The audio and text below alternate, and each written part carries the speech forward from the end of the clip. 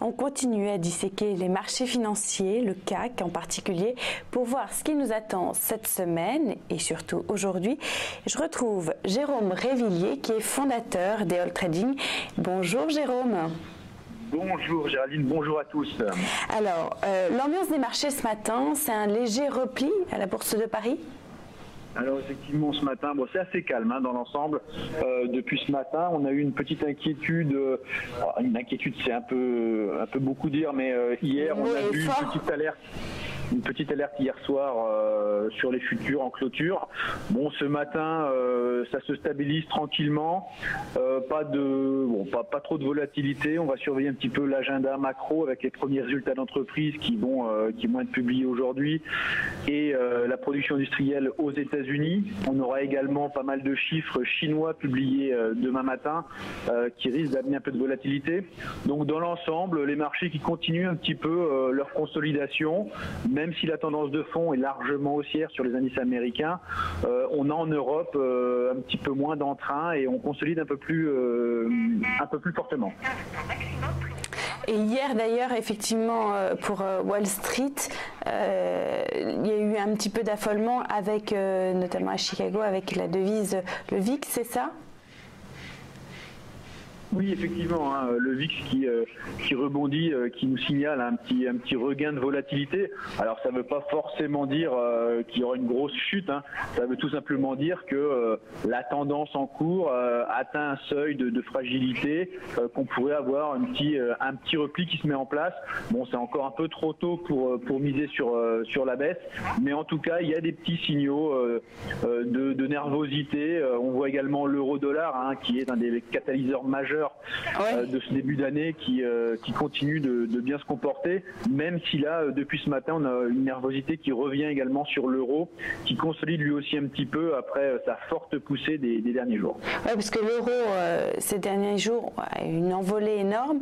Là, ce matin, il y a plutôt une décorrélation entre l'indice euro-dollar. Effectivement, l'euro-dollar qui se stabilise autour des 1,2240 ce matin. Bon, il y a pas beaucoup de volatilité, comme je vous le disais depuis ce matin, c'est assez calme, mais c'est un petit peu plus nerveux sur l'euro, donc on va surveiller. Bon, si on regarde les graphiques comme on le fera tout à l'heure, on voit que l'euro est quand même dans une tendance haussière assez marquée. On a eu un breakout assez net aux alentours des 1,20 $ qui devrait ouvrir la voie sur les 1,26 dans les prochaines semaines. Donc une journée plutôt calme qui se profile, selon vous, Jérôme ? Oui, a priori, je pense qu'on va avoir une petite journée de consolidation, en tout cas au moins jusqu'à la séance américaine, les Américains qui donnent toujours un petit peu le ton. Et puis, je pense pas mal d'attentes autour des chiffres chinois et des premiers résultats d'entreprise. Donc une journée peut-être un petit peu d'attente et de patience avant demain un peu plus de volatilité. Oui, parce que les chiffres chinois doivent paraître cette nuit. Donc on a un peu de temps pour avant d'attendre. Effectivement, ce sera cette nuit, même demain matin plus précisément. Il faudra surveiller un éventuel ralentissement du business chinois et voir un petit peu si les marchés qui semblent avoir envie de consolider un petit peu interprètent ça de façon négative. Bon, c'est encore un peu trop tôt pour le dire, donc on va rester à l'affût et aujourd'hui je recommande plutôt de rester tranquillement en retrait.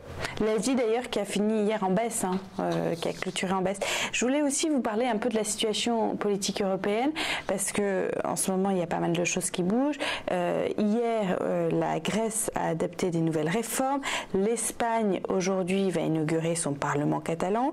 Et puis surtout 2018 va être l'année ou non de la réussite du Brexit. Ça va influencer sur les marchés boursiers dans les prochains jours. Effectivement, la politique européenne qui est vraiment au cœur des marchés. On a d'ailleurs un CAC 40 qui a tendance plutôt à surperformer les autres indices. Il faut dire que la France, avec l'arrivée d'Emmanuel Macron, est la seule qui politiquement est à peu près stable.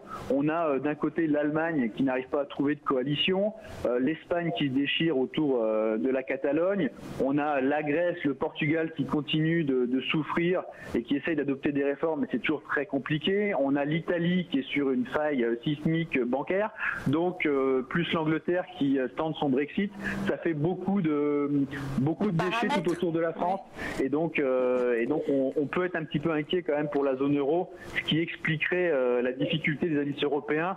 Si on ajoute à ça en plus la hausse de l'euro-dollar, la difficulté des indices européens à surperformer autant qu'aux États-Unis.